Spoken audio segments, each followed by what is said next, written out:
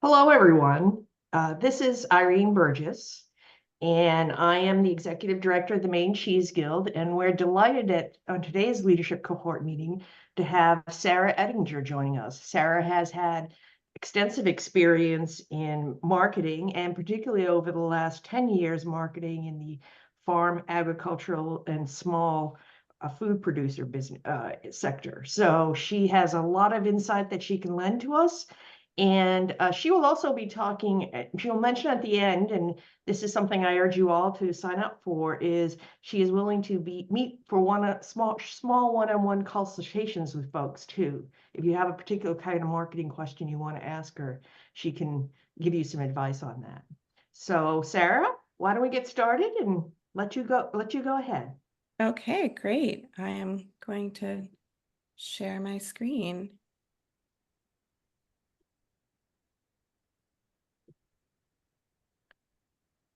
Okay.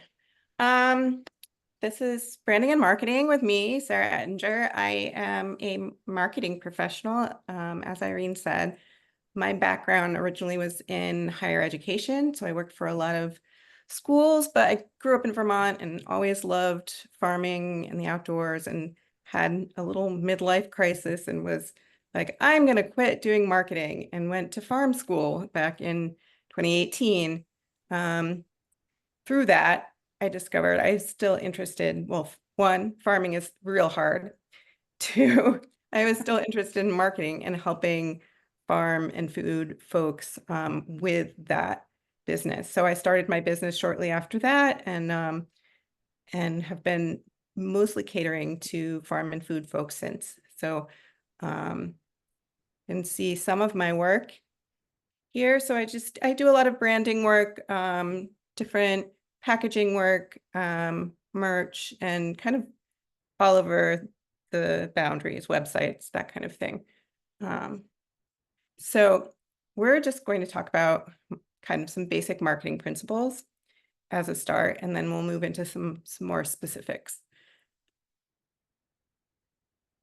The 5 P's of marketing are product, what you're selling, its quality, its availability; price, what you're selling it for; place, the community that you're in and where you're placing that product inside the marketplace; promotion, sales and marketing, this is the meat of what we're going to be talking about; and people, that is also one of the main things we're going to talk about, because all in all, marketing is just communicating to people. It is people communicating to people.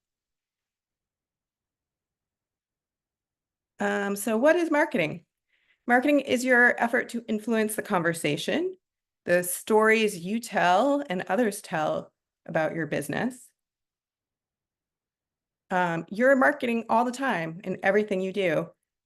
So even if you don't think you're marketing already.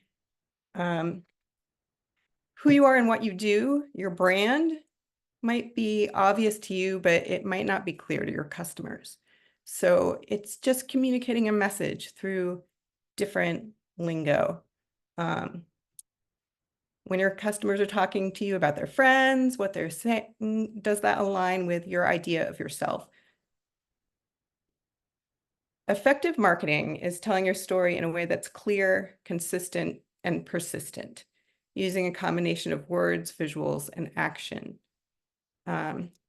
So this conversation, this story, often in marketing lingo, we refer to it as content. So that can be visual content, it can be written content. And there's a lot of content out there. So here's a model of kinds of content. We have earned content, which is basically your reputation that you've earned. So media mentions, word of mouth, press, things that are in the public, that the things that people are saying about you. And then we have own content, which is the things that you control. So your website, your social media channels, your email, any kind of product or classes or events that you run.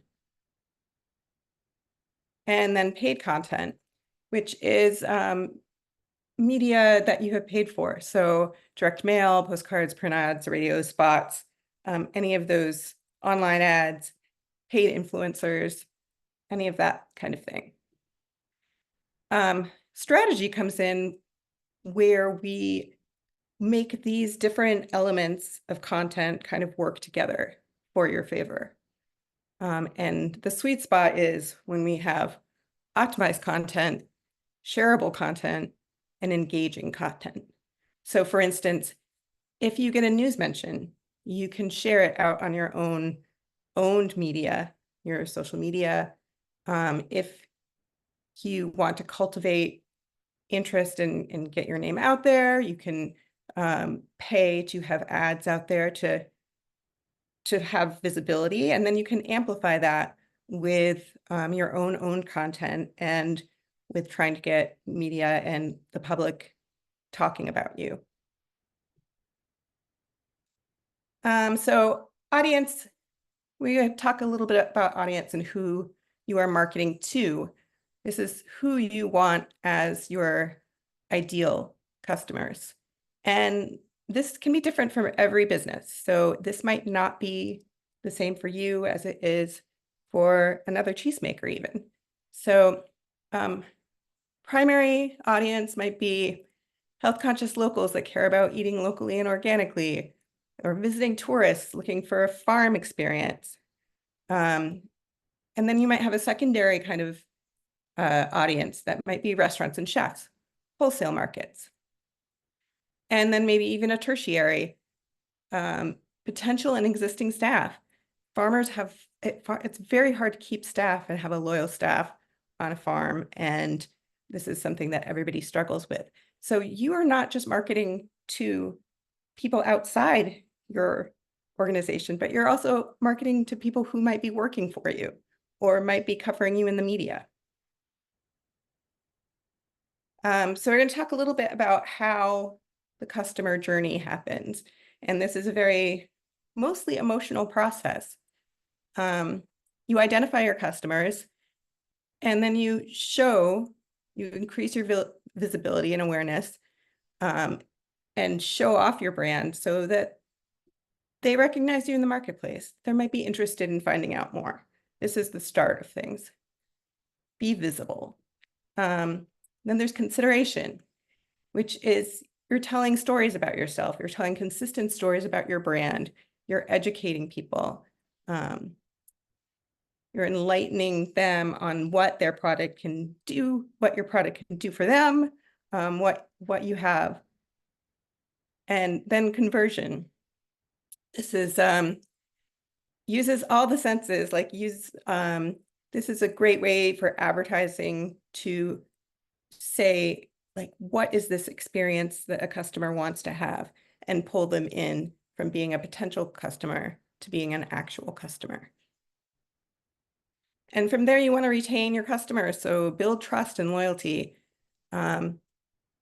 Customers become repeat customers, and then they become passive ambassadors for your brand. So they're not only a customer, but they're doing some of your advertising for you. All right, why does it matter? So the why, it's everybody needs to find customers. It helps you find customers and them find you. First impressions matter. Taking a look at these pictures, these are two farmers market vendors. One of them you can see has a banner, a nicely lettered sign, a person with a friendly face and an apron, beautiful produce laid out. And the second one, the produce might be just as wonderful, but what you have is a little bit more suspect, right? Why are they having a squash clearance sale? Why isn't everybody buying their squash? Why don't they have professional signage? So these impressions matter. For better or worse, we live in a modern society where image is everything, social media is everything, and we all know this, but it's good to remember, like, what we're showing to the public, even if it's not on social media, is affecting what people's image of us are. So again, you're marketing all the time. So here's some tips I've learned for being on both sides of marketing and farming. I was in the farm world for a while, working as a farmer for about a year and a half on farms and also marketing for them. So I've kind of seen both sides of this. So first thing, practice KISS. Kind of hate these acronym things, but this one absolutely works. KISS is keep it simple, stupid. So we can drop the stupid, but keep it simple. You are already marketing all the time. Farmers are busy people, but you can't afford to ignore the importance of marketing. Know your customers, know who you're talking to, set your goals and priorities, know what you're trying to accomplish. Are you trying to boost sales? Are you trying to get people aware that you exist? Are you trying to get more people to taste your product? Plan ahead and automate where you can. Try to make it as easy as you can for yourself. Farmers are DIY. They try to do everything, and it's not always everyone's strength. I admit I am not good at social media. I can tell you exactly what you should be doing, but I hate doing it. So play to your strengths. Use the right tool for the job. Automate it while you can, and know when to get a professional involved. If you realize that you just suck at this or hate doing it, maybe you're really good at it, but you hate doing it, or you're just too busy, sometimes that's time to call in somebody who is professional. So we'll talk about tools a little bit. Farmers use tools all the time, and you want to use the right tool for the job at hand. So these are all kinds of tools in your marketing tool shed. So you want to keep in mind if you need the tool at all, and what it can do for you if it is accomplishing your goals. So today we're going to talk about your brand. And part of that is your website. Social search helps your customer find you and learn about you. So Google, social media, which is more of a conversation between a community,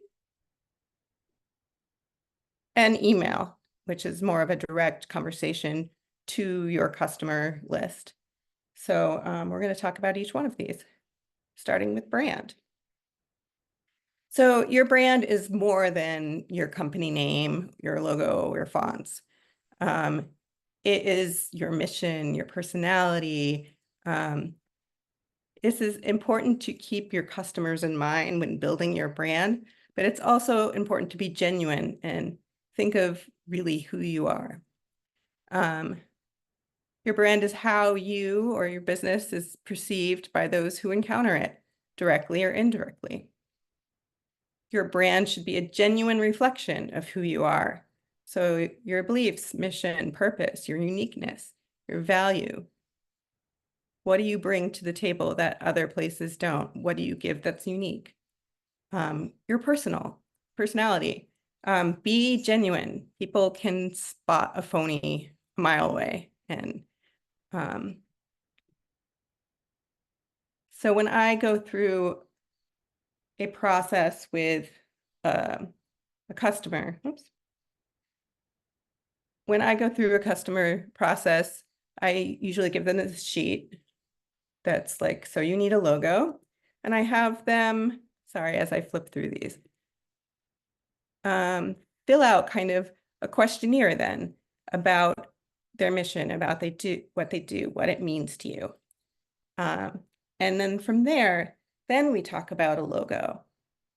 So it's really important in branding to get a foundation and one that fits in with who you are. So essentials, your name. You want it to be unique, legal. So make sure that other people don't have the same name. You're not getting into trouble. Memorable, and that there's a URL available. So many of you already have business and have a website. So I'm going to go through these quickly, but for those who are just starting out, these things are important to think about. Your logo and colors. Work with a professional artist or designer if you can. It matters. If you are just starting out and want to have something for temporary, that's great. You can do it. There's so many tools out there. But I will talk a little bit about why it's important to work with a professional. It needs to be vector or high resolution, and we'll talk about that too, in order to be useful to you on many different platforms, all the things you need to use that logo for. Your website and email address. You want that also to be unique. You need to think about a web hosting service. And there are millions out there. We'll go through those as well. And then social media accounts. But only the ones you're willing to create and maintain and engage with. Like I said, social media is not for everyone. And thinking about if you need that tool, what it will get you, and if you're good and consistent at using that tool. If you have a social media account, but nothing's been posted for 4 years, it's not going to do you any good. Social media is very now, very immediate. And that's the tool, that's its benefit for that tool. Okay, Brandon and Ashton, I'm going to share a little bit about a project I just finished up. It's a complete rebrand working with a small dairy in central Vermont. They are known for their chocolate milk. They were working with a Northeast Dairy Innovations Grant. So this was a year-long project. So this is Rogers Farmstead in Berlin, Vermont. And this is their original logo and product. So there are a lot of colors going on, lots of color variation. It's folksy. Every product meant doing a new illustration, which was expensive. The logos aren't vectors, so it's not necessarily usable for like a t-shirt or a mug. Their website was outdated. It said they still sell grain. They don't grow grain anymore. So this is like real basic. They needed a lot. So we started from the beginning. I designed them a new logo and worked with things that are simple and simple color blocks so that they can be reproduced easily in different forms and in different color limitations. For instance, if you can't print 4-color, if you only can print 2-color, you can have versions that will work for that. And then in different sizes. And so we have a round badge, we have a vertical, and we have a horizontal. I'm sorry, not horizontal. Yes, horizontal versions of the logo. So to fit in different usages, whether it is online, social media, sometimes you always have the like round icon, but you might need that lettering really big for a sign so that people can actually read it from a distance. So this is their new product line. We are using color to differentiate the product in a much more visible way on the shelf. The products are consistent, recognizable. And through this, this is kind of an interim, we're moving towards a system where we can print directly on the yogurt tins so that they are eliminating the labor and saving money on the labor of applying those labels themselves. And there is also some fun stuff. So we did some merch. I created this character called Choco. I'm calling him Choco to promote the chocolate milk. And, you know, we use this throughout their location and at stores to do posters and promotions and stickers and that kind of thing. So this is kind of what it looks like to do a whole rebranding. The website, we worked with a professional photographer and a professional writer. So I am not a photographer or a writer, but I built this website in concert with these people. But I brought them in to do the parts that really needed to be professional. So we have great store professional photography now, great content that we can use in different formats, and really a lot to build on going forward if they're introducing new products.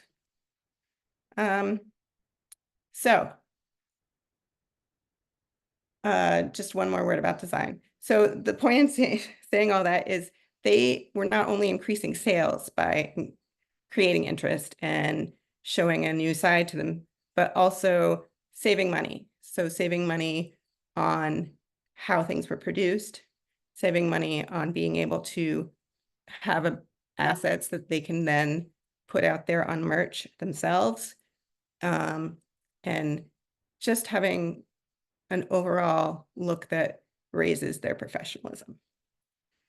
So your website. What is this tool for?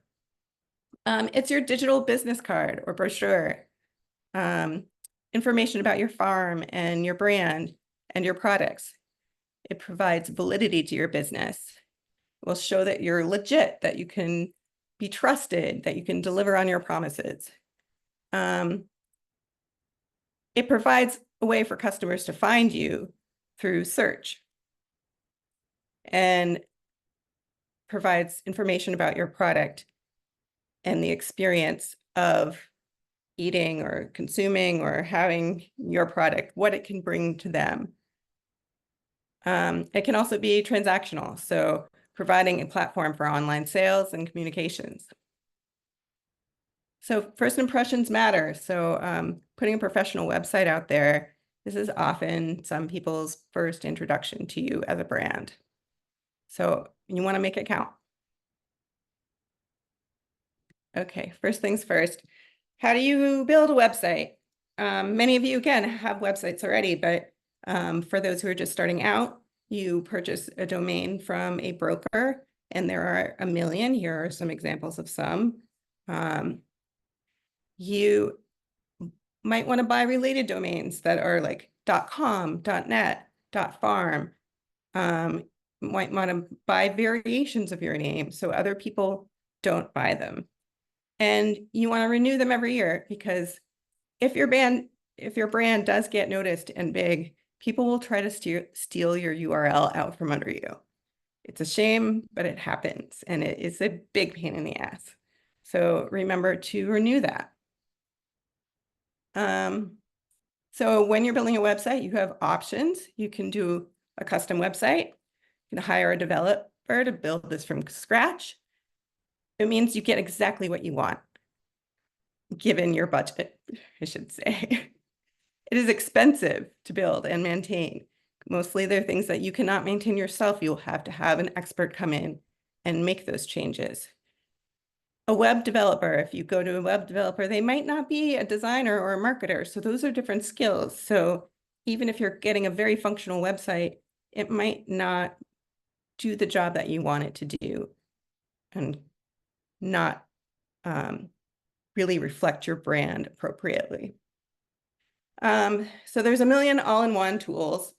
So you can do it yourself. There's WordPress, there's Squarespace, Wix, Shopify, or you can hire a professional who is used to working in these platforms to do it. I usually work in Squarespace. I used to say that it was impossible to make a Squarespace site ugly. It is not true anymore. They have changed the way that things are built, and yes, you can indeed make it ugly and awkward, but it also means you get a lot more control. So there's a lot of choices when it comes to websites, whether you want to build it yourself. You can get a domain name and hosting and analytics all in the same place. So I can buy my URL from Squarespace and have them host my website all in one. There are built-in design templates with commonly used features and basic e-commerce solutions. So Shopify is a kind of more built for a very robust online store, but Wix and Squarespace, they all have options to have online stores. Benefit is you can make updates to your own site. The downturns is it might not fit your very specific needs. So if you have a complicated database where you want people to be able to search for recipes under a number of different topics, this is not something that's built into a lot of these platforms. But you can hire people who are pros on these platforms to sometimes get around the usual and create these solutions for you. Okay. So we talked a little bit about platforms. How do you choose? Choose one that's established. It has longevity in the market.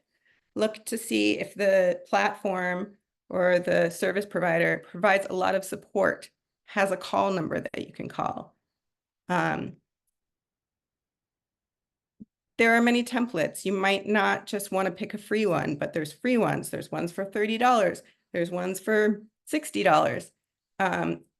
If you're shelling out money for a template that's going to be supported and updated by its developers, then it might be worth it to spend that money. Just always look at the reviews and the response rate of the people who have built it to their customers. So there's also point of sale platforms. You can work with Square, Shopify, Clover, and these will integrate with your payment platforms if you are doing payment either at your place of business or a farmer's market. So some tips. Make a plan of your website before you start building. Think about what your needs are, what you're trying to accomplish, and what your customers' needs are. How does it work? How does it look? And what does it say? What is the tone and message of what you're saying? Does it reflect your brand? Design for multiple screen sizes. A lot of these all-in-ones have this built in, but the percentage of people using mobile devices is growing exponentially every year. You want to make sure that the user is having a positive experience and can operate your website from whatever device they're on. So also review content on different browsers and different formats, so like an iPad or mobile, just to make sure that it is functioning right. So how about content? What should your website say? You want to anticipate your visitors' needs. What is the one question you get asked most about? It's usually contact info, phone number. You want people to be able to find this kind of information quickly and easily. Sales info, what's available where and for whom.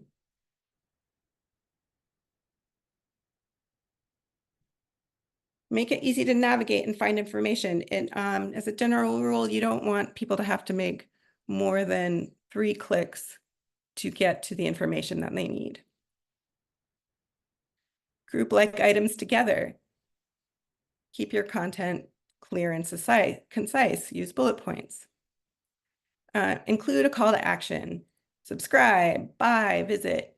A call to action is not click here. So you want to give them something to do, but people know if there's a button that button is there to click. Put something more engaging, like learn more.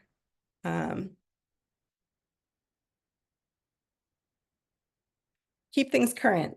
Don't let your website lag so badly that it is saying that you sell things that you don't sell anymore. You want to avoid the word new when you're building your website. Think ahead, like you don't want to have to be changing things on your website constantly. You want to minimize the areas of copy that need to be updated. Your website is an information hub. It doesn't need to change all the time. There are other tools that can do that for you, like blogs or social media. So make as much as you can, build it so that the content is evergreen, and then identify the sections where you know things are going to change. Make note of them and check them on a bi-monthly basis, or however, what fits in with your schedule, to make sure that you're updating like where your hours change, if there is a new wholesaler that carries your product, that kind of thing.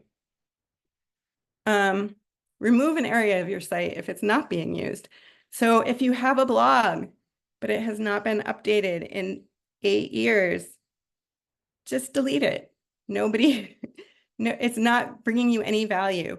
You might want to keep it as like a record of your own history, but there's ways you can archive that. You don't have to keep it up there. If you're not going to use it as a tool that is going to work for you, then you should eliminate it. Be sure to include a 404 message if you delete any pages, so that it redirects to something else. So if somebody has a link saved to your blog and they try to go to it, that they get a message saying that you have moved. Highlight customer testimonials.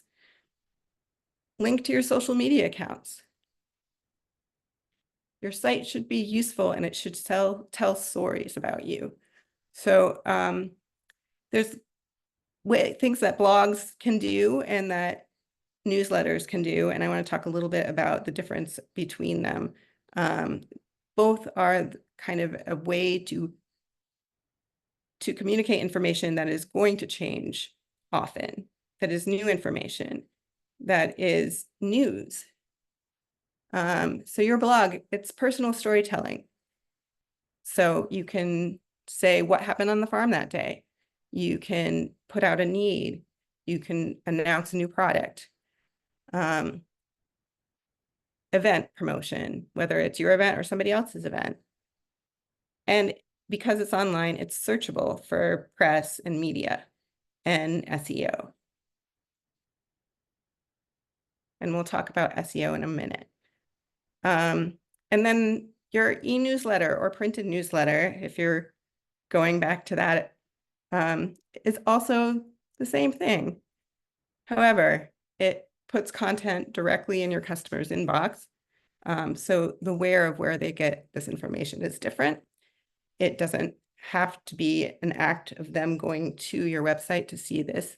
They're going to get a little reminder in their email. And it's a way that you can be more exclusive with content and make certain things seem very special for the limited audience. Okay. Design tips for your website. People have short attention span. Keep your content scannable and concise. Use copy chunks and bullet points. Provide headlines and type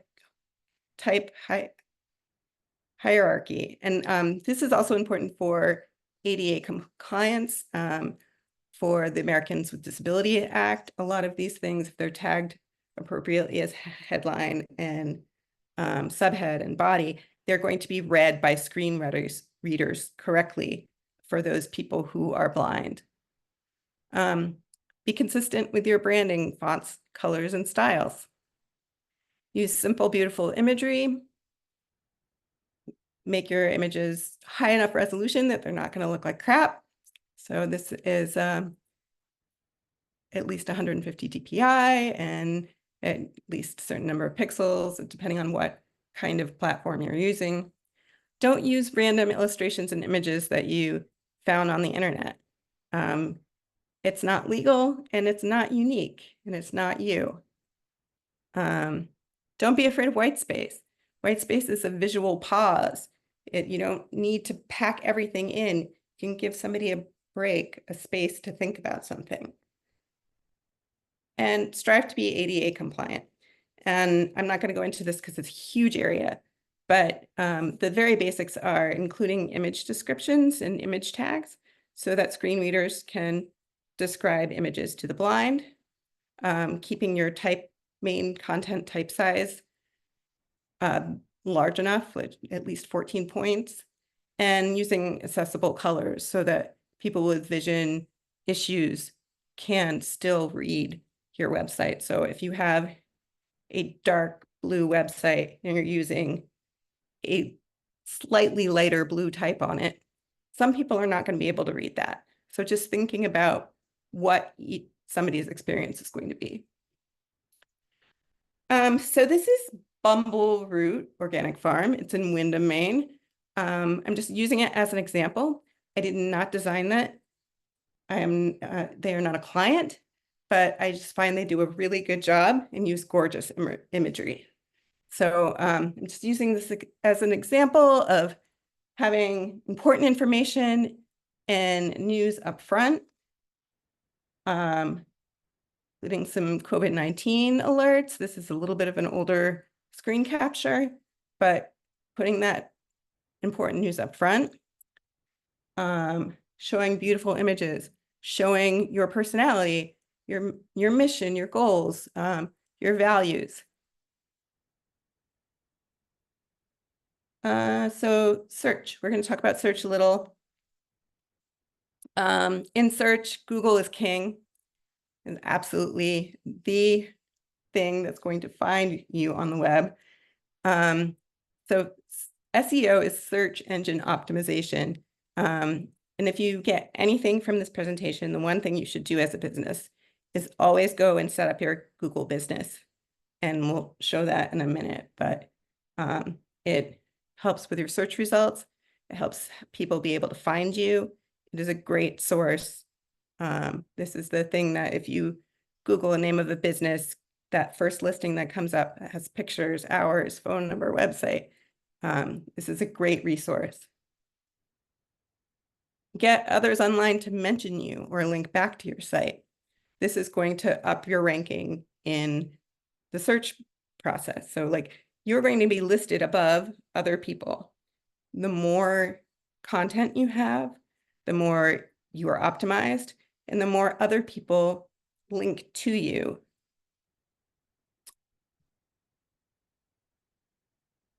There we go. Get your business and website listed on other online community guides, but be sure to note where you are listed and then keep them current. So make sure that information isn't outdated, old hours, old website, old logo, keep it up to date. So here is an example of Bumbleroot again. You can see their Google business listing. You can also send people links to review you on this, which is a great thing to have. You can see that there's a couple of reviews here from Facebook and from Google. And you can select some images to showcase. So you have to go into this and kind of own it.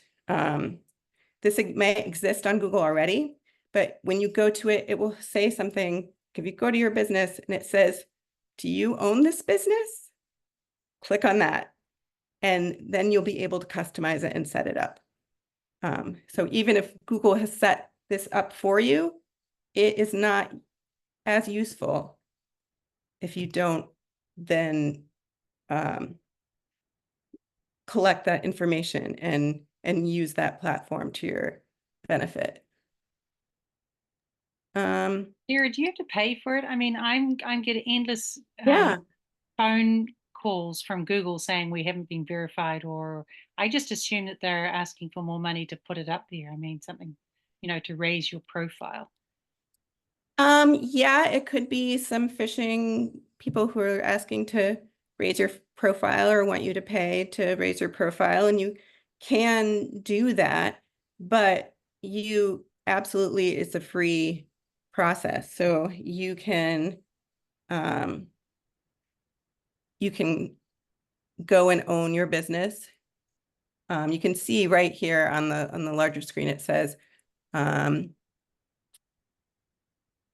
is it?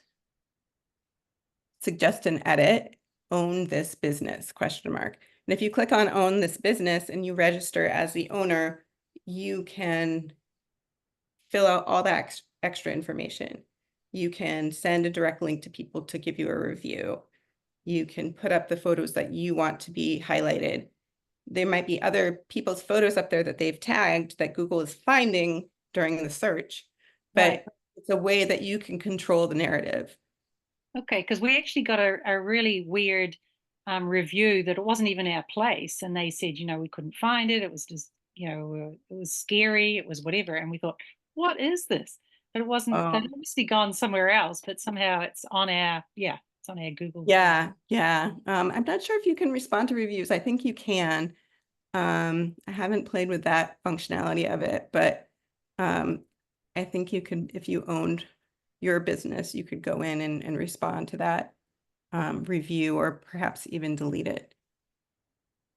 Okay, I didn't even know you had to say yes. So I mean, I guess I'll go. Yeah, if you don't like accept the ownership of it, then it's just Google is going to do the best it can. So you want to go in and claim ownership and then be able to change that information yourself. Great, thanks. Learned something a lot. Yeah. Yeah, and it's really the easiest and simplest. And if you do anything to market, this one thing is easy, it's free, it's low-hanging fruit. The other thing was we're with Host Papa, and we're having trouble. Well, I'm having trouble because at the moment I can't change the website. I don't know what the story is, and I've tried to get back with them, but it's so. I mean, I've increased payment. They've said you run out of content or something, or you're overdoing your whatever. Because we put up a shop during the pandemic. I mean, so we enlarged that. So I don't know if that's the problem, but. You're hearing from do you know what platform your site is built on? It's Host Papa, I think, or it might have been changed. I mean, it may be bought out. I'd have to have a look. Yeah. It was bought there's, out and changed to there's the another. people who own your URL, which might be different than like you're paying for two things. You're paying to own your URL, and you're also paying for hosting. So for your website to live somewhere. Those can be the same company, but it could be that they're two different ones. So look and see where you are sending the money to know who that is, and if they're putting limits on you, and contact them directly to find out, like, what is this about? Great. Okay. Thanks. Yeah. So social Sarah? media.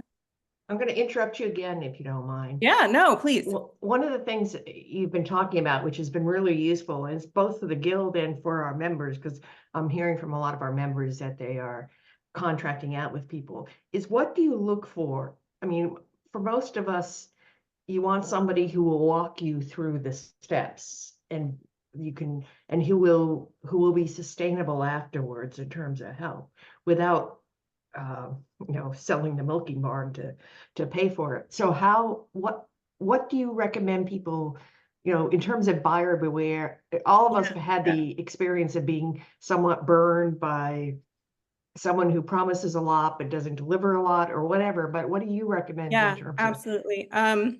So I recommend, if you're working with a professional, don't be afraid to ask for references.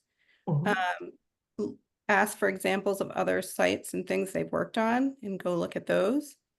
Find out if it really depends on whether, again, like if somebody is building this for you and it's very, very custom, and they're going to have to go in and make the changes and do all the things, and you're always going to have to go through them.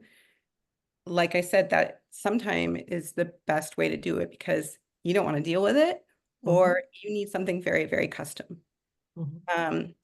If you're doing an all-in-one site, what I usually do with people is I usually design and launch a Squarespace site, and then I give them like an hour or so tutorial on how to make updates and do like the common things that they would need to do.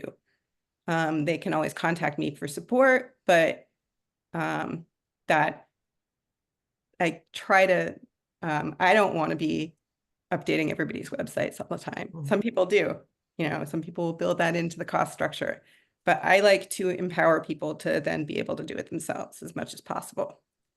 And so, yeah, I think if you're shopping around for somebody, just ask a ton of questions, and find out, like, once it's up, what's going to happen? What kind of support do they offer? What kind of ongoing maintenance might you need? Like if it's WordPress, you might have to update some source code at some point, or make sure the security profiles are updated. This kind of tech stuff that you really want to pull somebody in for. Mhm. If you do Squarespace, they pretty much do it in the back end yourself, and you don't have to think about it. So it just really depends on what solution you're using. Mhm. Does Now, that? yeah, and I was thinking it's almost as though that's very helpful, and then I think this video is going to provide this. In some ways, you kind of need a doula to kind of walk you through the process. Yeah. And even I do that. Like I have gotten clients that their sales needs are above my knowledge, and I'll pull in somebody else to do their store for them, because I know that they can do it a lot faster and a lot better. So yeah, ask if they're going to be doing it all themselves, if they're going to be contracting out, and what kind of support you're going to have after the launch. Okay. Yeah, and just work with somebody who's done a lot of things, and the things look good and work good when you look at them.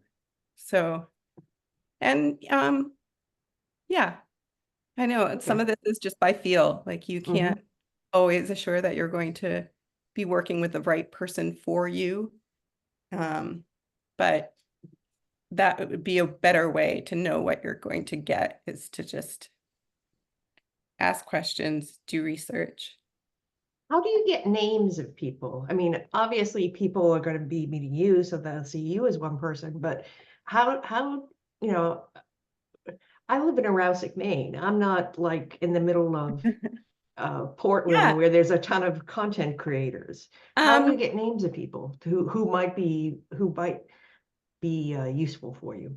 Yeah, I mean, when I do this or I see people do this, like I'm part of a conversation online discussion group that's about food and marketing, food and communications in general. And so somebody might post to them and say, hey, I'm looking for a web designer. Does anybody know anyone? Like, so ask your peers who have they used and what experience they've had. You can always search online and see who is around you if that's important to you. Like you can work with somebody anywhere on a website. It's not absolutely needed that they're in your community, but sometimes you want to support somebody in your community. So yeah, I think most of it is asking other people who they've used, how that process has gone. And I would hope, like, even within the guild, there would be people who have gone through that already and could advise other people in the guild. Okay. But I think those professional organizations, Facebook groups, whatever they are, is a good way to kind of at least start and get like a list of names that you can then go back. Great. Yeah. Great. Thank you. Any other questions? I feel like I just flew through all of that because I am being aware of time. But any other questions before I move on? I'm like, No, I what? don't think so. Already. Yeah, that's great. Very, very useful. Okay, great. So we come to one of our last tools, social media. And again, not everybody is built for this, loves it. Like I don't touch TikTok. I don't like social media. I don't like doing it. I know what you should do. I do some because I have to. It's part of my job, but I could be doing way more. Like I could be leveraging this tool a lot more. But it really is up to what your bandwidth is, where your skills are. So the main platforms right now are still Facebook, Instagram, and TikTok, this can change tomorrow. So this is very, very changeable. New fads come up. A lot of these things are connected. For instance, like Facebook and Instagram are owned by the same company now. So you can kind of link your posts to go at the same time. So what is it used for? Immediate broadcast, quick updates, news alerts, photos and videos, events, things that will build community and get people to have a conversation. The real power of social media is that it is not just one way, that there can be a conversation there, and that you can build community. You can share, you don't have to make all the content. You can just share other people's content, even as a farm. You can be like, I read this interesting article about yada, yada, yada in the cheese world, and post it and start a conversation with your people who are interested in it. Or local news or ordinances, things that will spark engagement. Photos. Photos are great. People love photos of animals and kids, especially, but just something to get a conversation started and build community around your brand. So yeah, shared links, photos, videos, stories, contests, challenges. It's a place that you can be more playful and have fun. So don't be afraid of trying stuff out. There's lots of formats that you can use for videos now within both of these platforms. You can do live videos. You can do stories that you schedule out and will post later. So there's a lot you can do and get into. You can also hire somebody to manage your social media. And this can be a big benefit to you if you are trying to grow your audience in that realm. But again, it's another tool. It is not the only tool for marketing. It is great for educating and delighting. And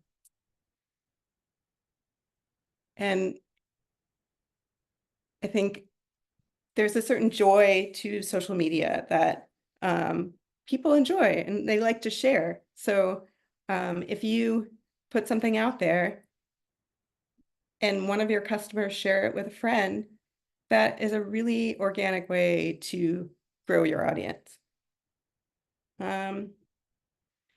So what are we doing? Tips for this. Create a business account.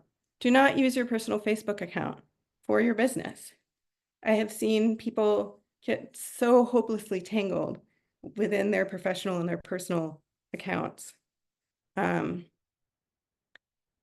You want to be able to use a platform that you're comfortable with. You want to use the built-in tools that are in there. So the linked accounts. So like if something can post automatically on Instagram and Facebook, great. You're posting both places with half the effort. Schedule your posts ahead of time and set it to auto post. And I'll talk about tools that do this a little bit. Set realistic goals, like schedule regular days that you're going to post on. Schedule subjects that you can post on, like Tractor Tuesday or Fun Fact Friday. Like if it helps you be consistent with your posting, that's great. Do a theme for a week about a certain subject. Do a profile on a worker or a resident pet. But set realistic goals.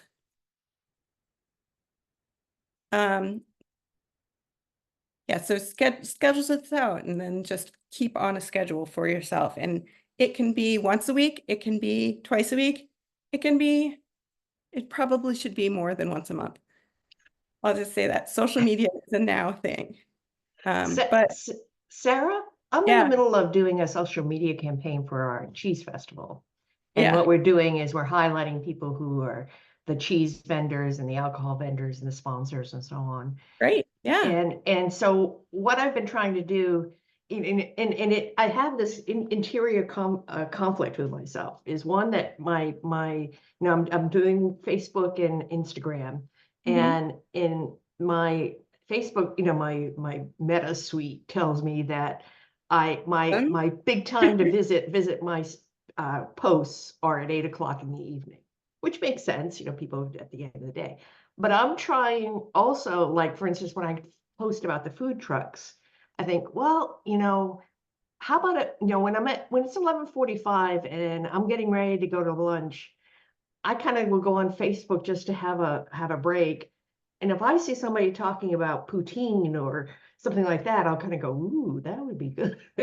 Or crepes, that would be Right, good. right. And so I'm thinking, oh, the people at 8 who go are still going to get it, but I can get somebody at the moment that they're really wanting something like that.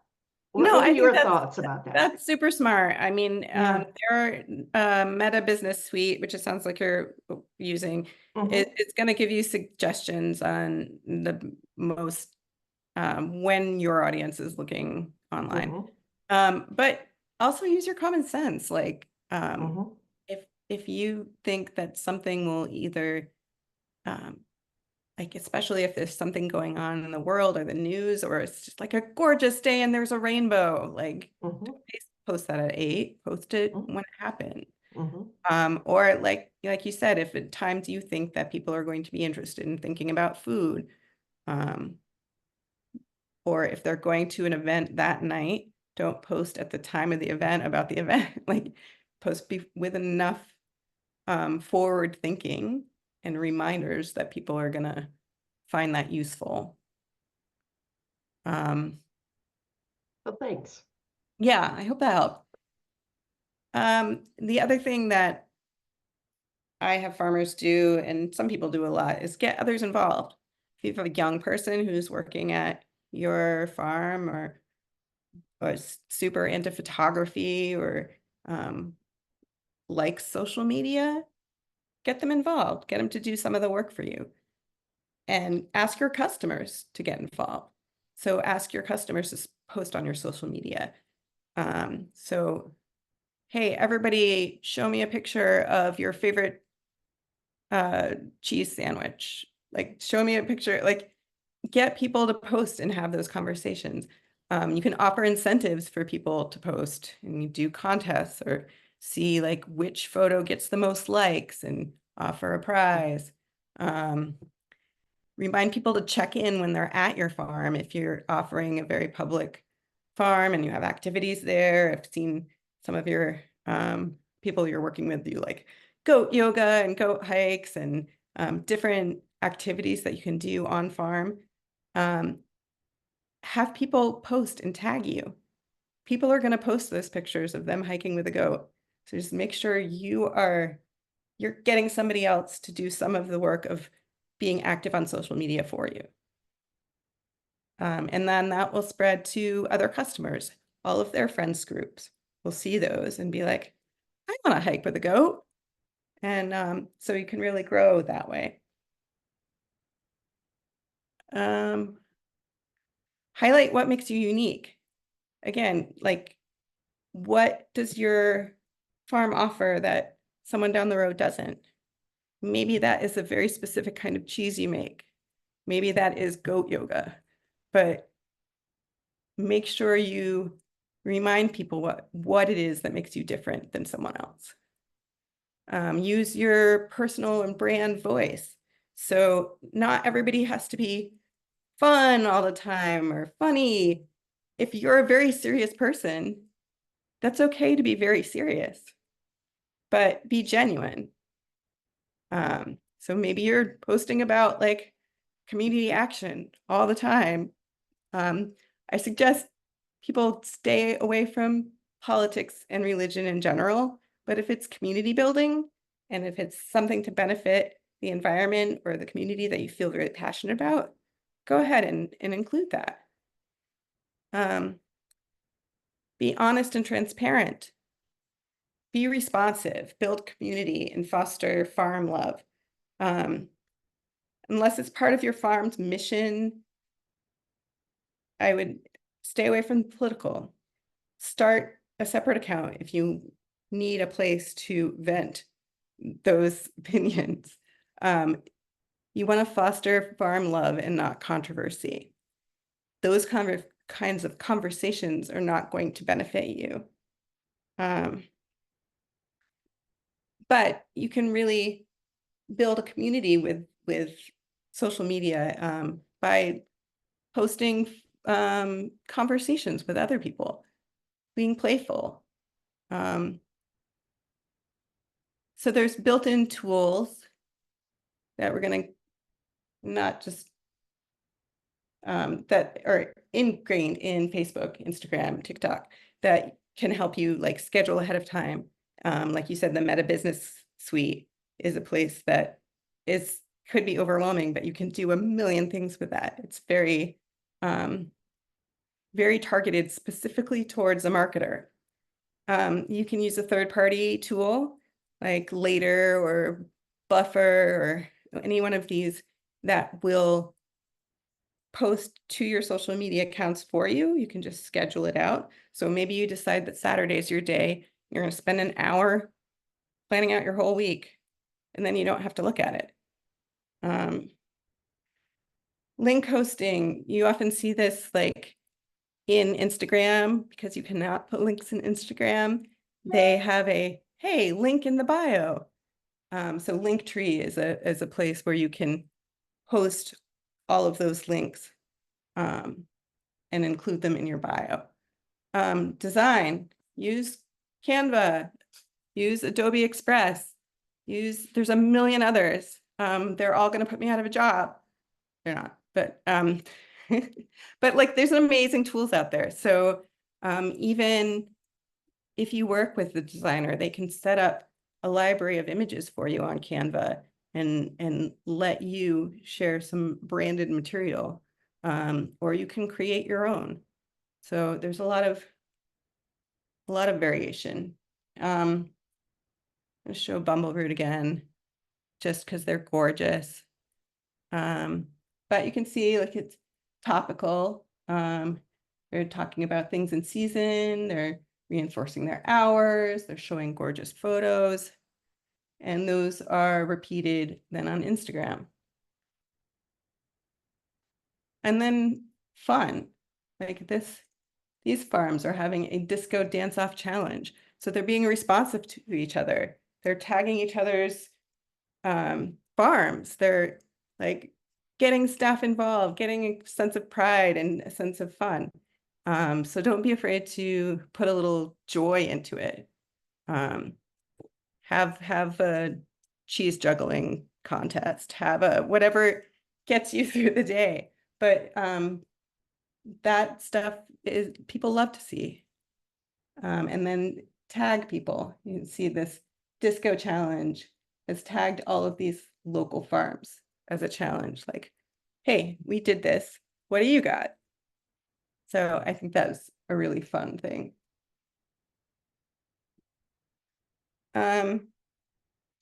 Social, again, you want to be able to set expectations for yourself that are achievable.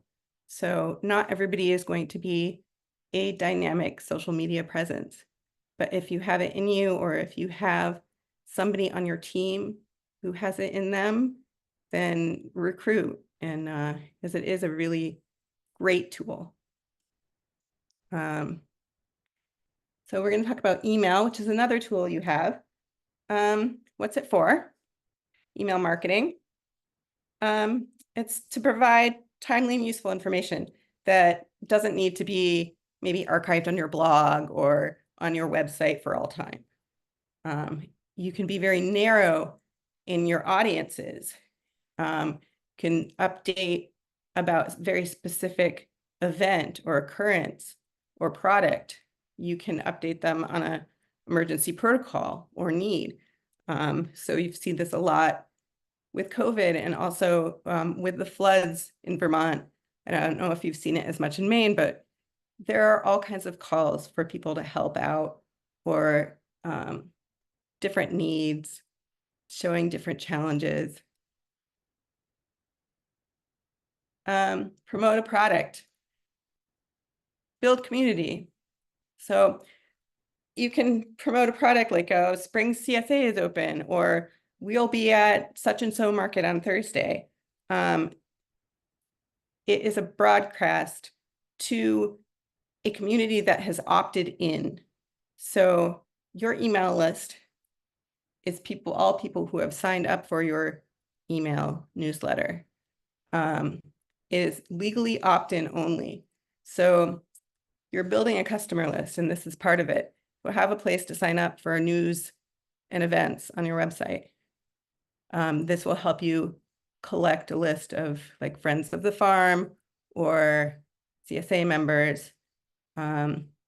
You can, if somebody buys into a subscription like a CSA, you can have it written in that as part of their terms, they will be automatically signed up for your CSA newsletter. They will always be able to unsubscribe. That is the law. So plan ahead. Again, just like your social media posts, you can plan ahead different email campaigns, or if you know you have an event or certain sale coming up, plan ahead and write maybe 3 emails in one morning and then just have them scheduled out. Have a ready supply of content and photos for newsletters. Make things easy on yourself. Design an email template for common communications. So if you always get somebody asking about the same thing, maybe you just have an email already written out for it with a link that is going to answer their question. Don't overuse email marketing. You don't want to bombard people's email boxes. They will unsubscribe. So again, think about where the best tool to use for the information you have to get out. So it might be social media. It might be your very specific email audience. It might be both, but think about the customer experience. So logistical emails, maybe like once a week. Story emails, a couple times a month. So just kind of think about your content beforehand. There's tools for this, like everything else. MailChimp, Constant Contact, ConvertKit. They exist so that you can email large lists of people at the same time, and that you can do like the kind of marketing emails that you see that have like colored backgrounds and photos and frames and have a design to them. This is something that you can't do on a regular email. You can attach a newsletter, and maybe that's fine for your audience if you're just sending them a PDF. But if you have a formatted, beautiful email with links to your online blog that take the place of that newsletter, it's less of a step. There's images to draw you in. They don't have to download anything or click anything to read it. So this keeps your lists. Also, you can organize your lists and tag them in different audiences. So if you have CSA members as one audience and people who are interested in goat yoga is another audience, you can send targeted messages to those groups. And it provides metrics. So it provides you with data of like how many people opened it, how many emails bounced, who clicked through. So it gives you some real-time good information if you are inclined to use it. So this is a Bumbleroot email. You can see it's HTML based. It's got images in it. It's got a structure. So this was done on an email platform of some kind. Okay, bringing it all together. Overwhelmed yet? It's a lot. There's a lot of tools out there. There's a lot of things to do and learn. But There's things you can do to make it easier on yourself. Make a simple plan that you can be successful at. Identify what it is you're trying to communicate and use the right tools to do it. Be realistic about your needs vis-a-vis your time and skill set. Don't overcommit. And plan ahead to take advantage of the slow times. If you know you're very busy at a certain time of the summer, plan ahead when it's slower. There's no reason why you can't have like a couple of canned emails or social posts to do when you're like super busy. Apply for grants. There's leverage all the small farm and business assistance that's out there. Like I said, I worked with Rogers Farmstead through a grant. That grant paid for their marketing, for their whole rebrand. There are things that are out there. There is small business development centers. There is different resources that can help you. So get assistance where it is offered and often free. Okay, questions. I know we had some during the talk, but I will leave it open in case there's anything more.